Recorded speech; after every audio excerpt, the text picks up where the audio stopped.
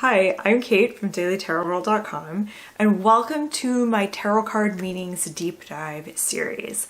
So today we are going to be diving into the Death card, and I'm really excited to dive into this card because the Death card is kind of the most iconic card in a tarot deck. Now, the card that you're going to be seeing on your screen is from the Universal Waite Tarot, and think back to any time you've seen tarot represented in a movie, like someone's doing a tarot reading.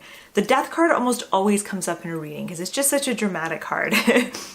But even people who aren't familiar with tarot know of the Death card. So even people who don't read tarot and don't really know anything about tarot know that there is a Death card. And this is the card that I get asked about most often from people who are new to tarot, is like, what do you say if the Death card comes up, and what does it mean? Does it really mean death? So for that reason, this is kind of the most iconic tarot card in the deck. So I'm really excited to dive into this card with you and break it down for you.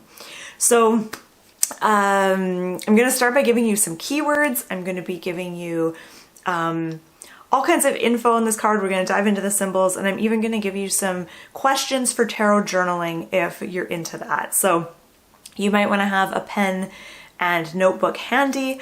I'm going to put a link below this video to the blog post version of this video, so that's where you'll find all the written questions if you're interested in going deeper.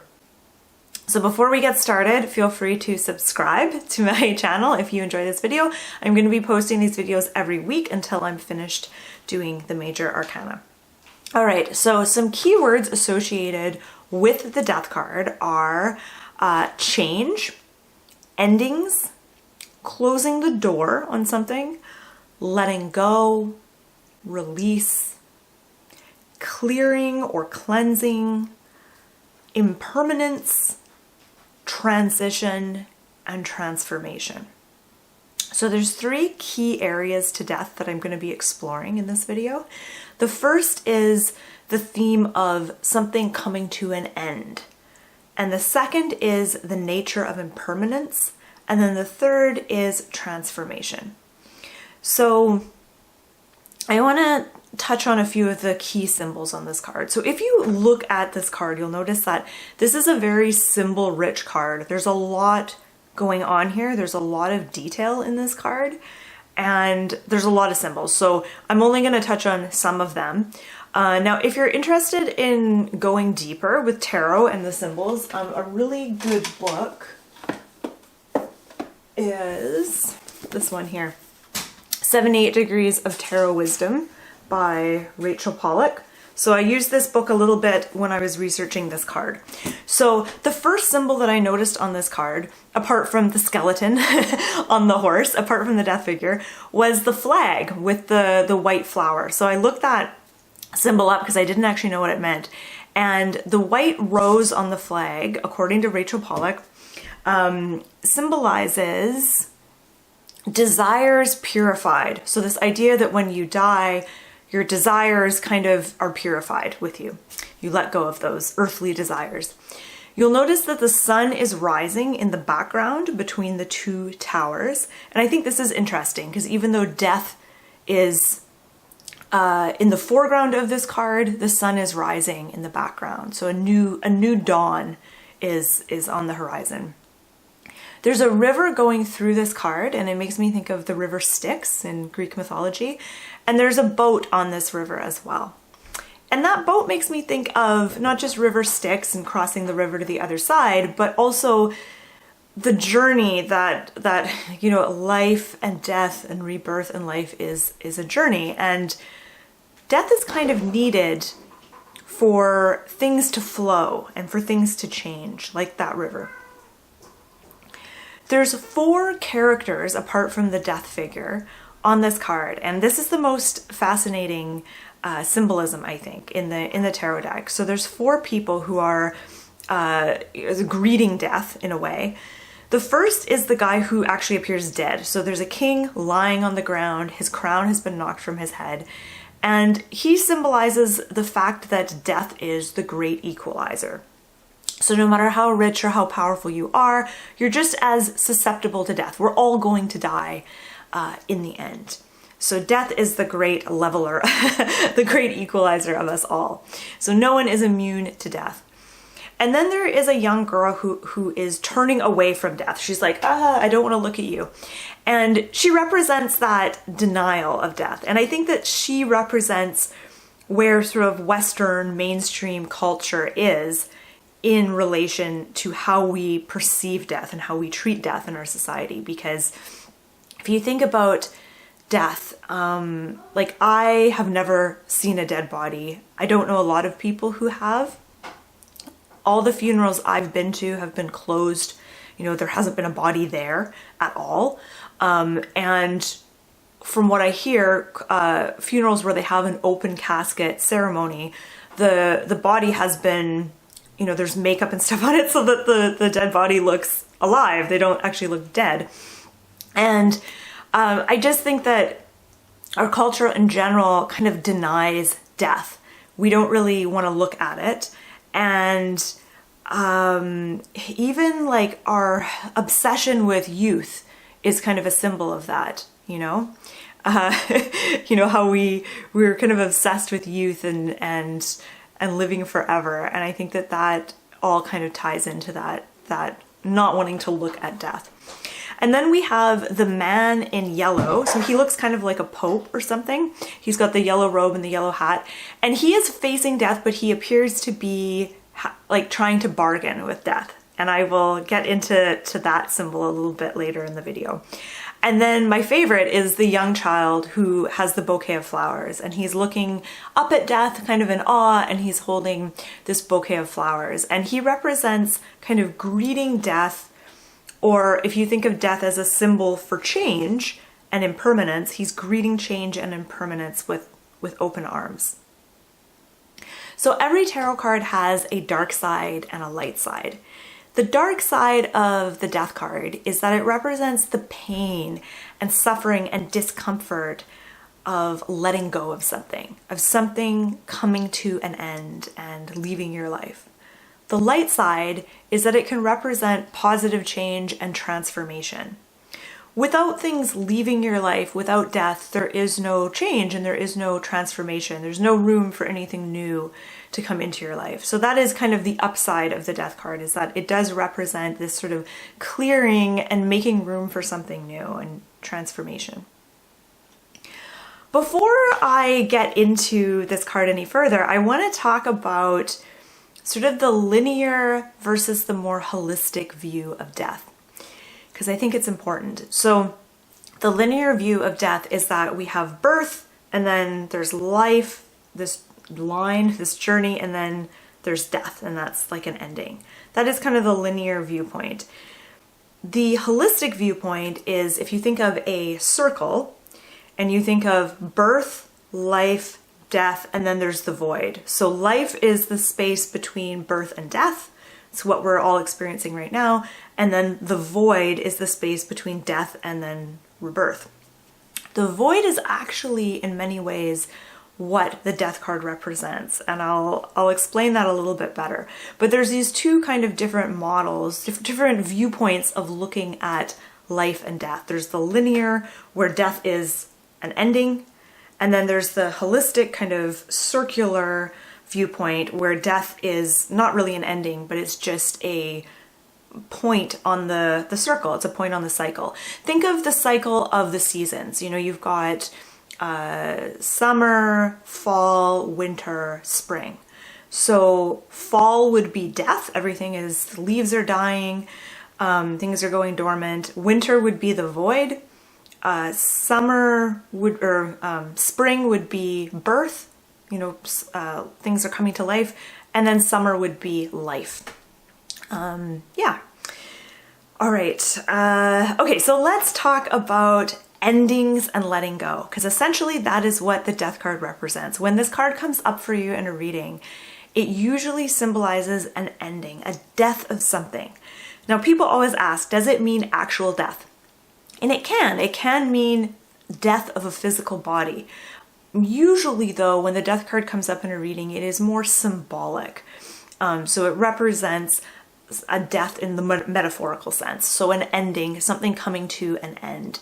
Now this could be a job, a relationship, a way of life, a way of thinking, a behavior pattern. There's many different ways that this can show up, but it shows up as something that you are either in the process of letting go of or something that you need to let go of.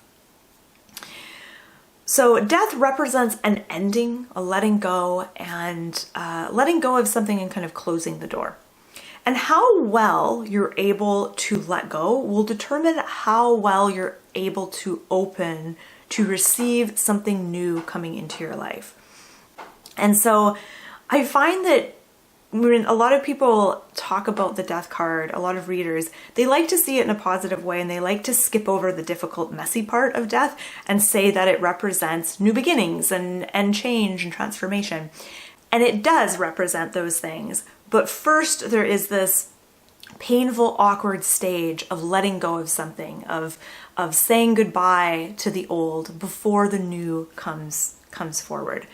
And how well we're able to do this, how well we're able to let go, to release, to forgive, or to grieve, that will determine the quality of which we're able to then receive something new coming into our lives. So here's some journaling questions for you. There's my kitty in the background. What are you ready to clear? What are you ready to let go of in your life? What's cluttering up your physical, mental, emotional, or spiritual space? And what is your relationship to letting go like? I want you to think of the last ending that you experienced, whether that was a little ending or a big ending. What was it like for you? And what made it so difficult or easy? Because some endings are easy and maybe joyful, and other ones are more painful. So I want you to think back to the last ending you experienced, and what made it so difficult or what made it easy. Let's talk about impermanence. So death reminds us that nothing lasts forever. Everything is always in constant change and in constant flux and flow. Kind of like the river in the background of this card. So impermanence is kind of a gift, and it really makes us more present.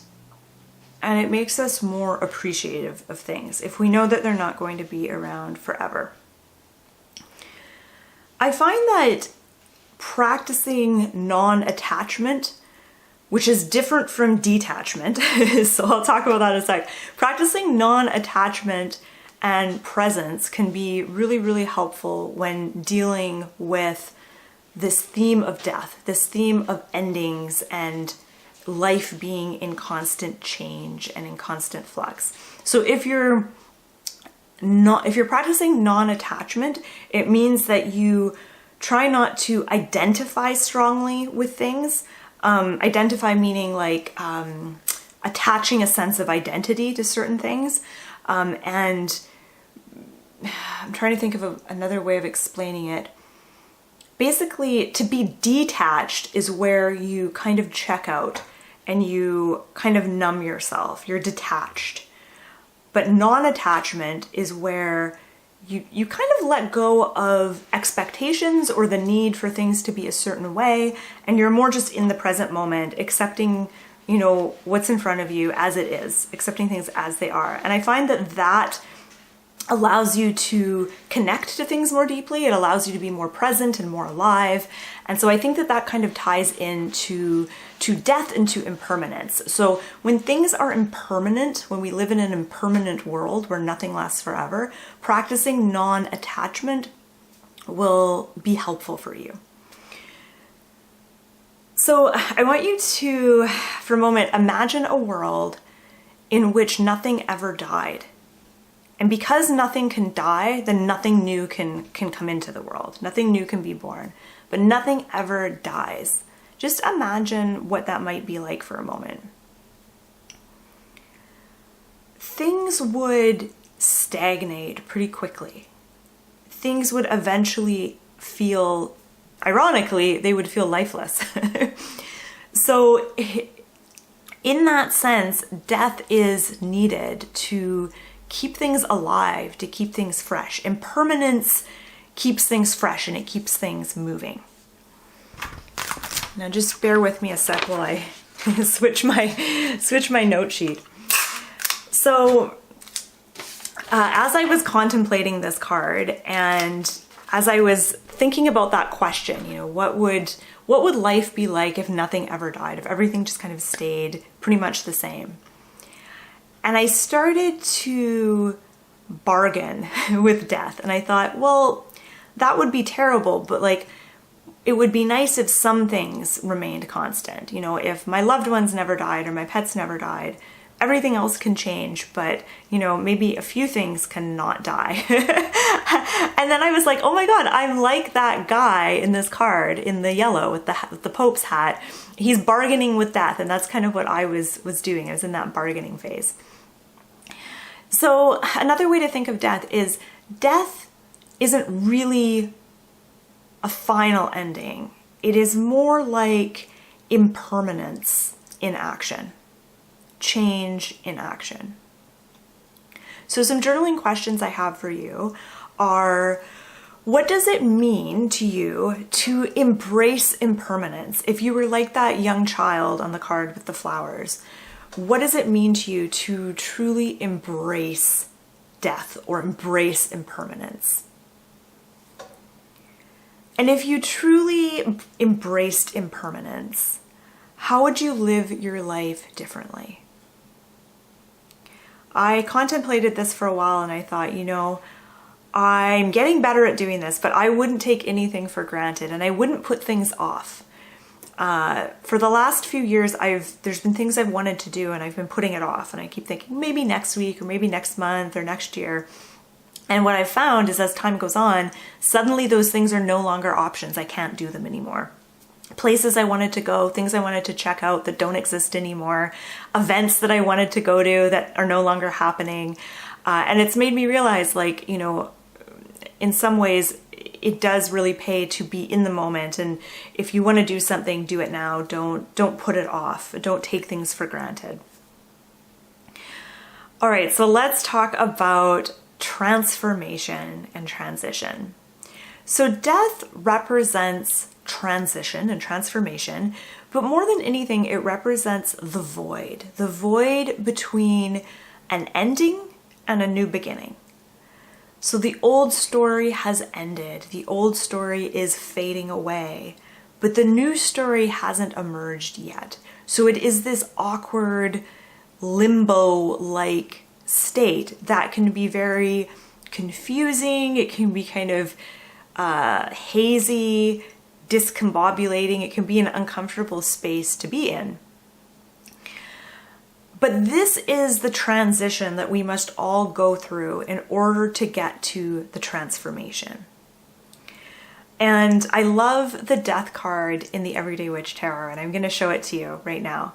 I love this card because here we see one door closed and the other door is open, ajar, and there's this yellow light glowing from it. But the space in the card is all hazy and it's kind of dark. And I just love how this card represents that void, that space between the doors, where one door is closed, but the other door, you haven't gone through that door yet. It's just kind of ajar. So we need to walk through that void before coming out on the other side.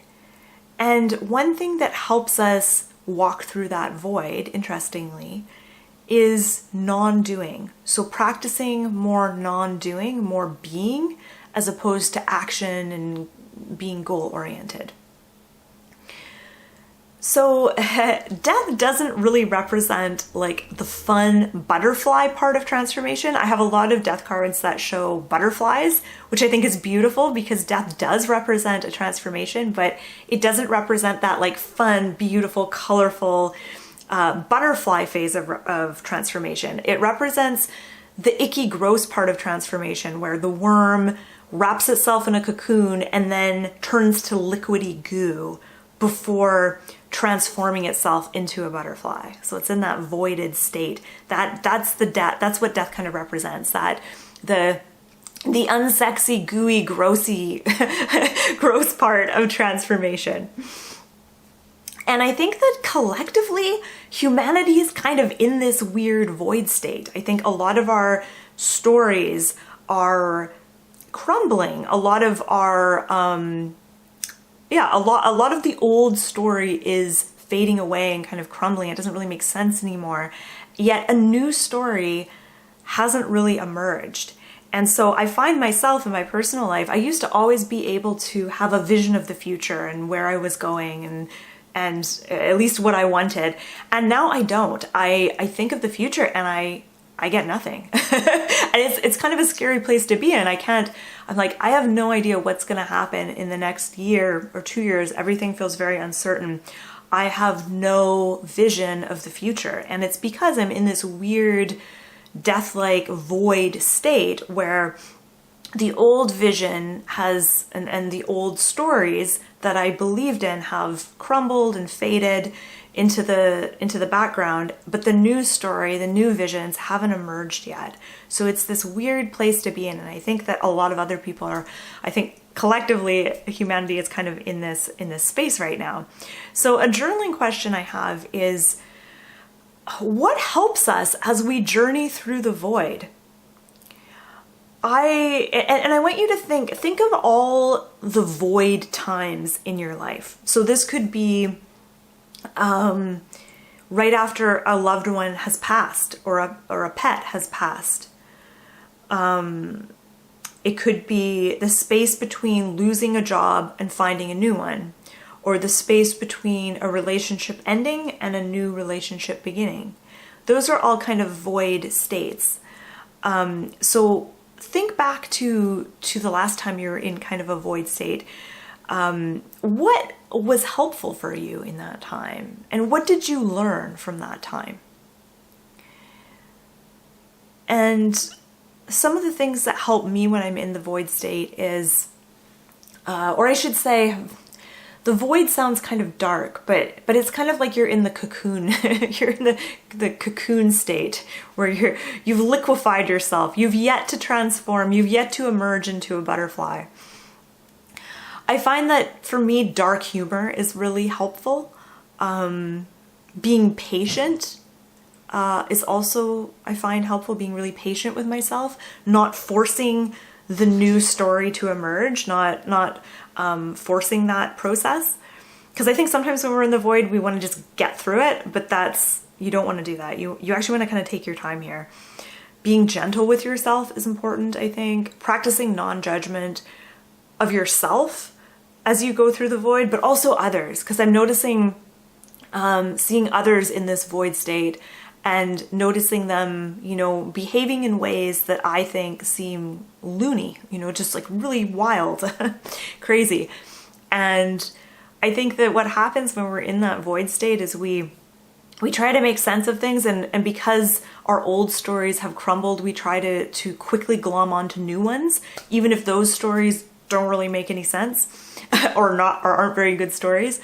So I see a lot of that happening, and it's helpful for me to be gentle with myself and try to practice, non-judgment of others, however hard that is sometimes.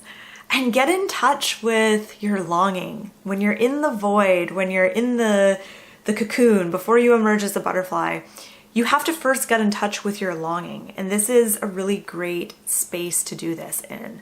So getting in touch with your desires, what your soul is yearning for, where you feel drawn, what your calling is, what your longing is. So the wisdom of death, death is a super wise card, and the wisdom of death is that death is needed so that life can continue. Change is constant. We're always in flux. We're always in flow. But don't be afraid of the void, for it is where a new dawn will emerge. So I want to know, I want to hear from you. What is your experience of the Death card? What do you think of death? Is this a card that you fear? Is this a card that you've come to love and gotten to know? I'd love to hear about it in the comment section. And if you enjoyed this video, please like, subscribe. I'm posting these every week. I'm working my way through the major arcana. I'm going to put a link to where you can find all my videos on my blog. And yeah, I just want to say thank you so much for watching. I hope you enjoyed this video. I hope you learned lots about the Death card. And I'll see you next week as we dive into the Temperance card.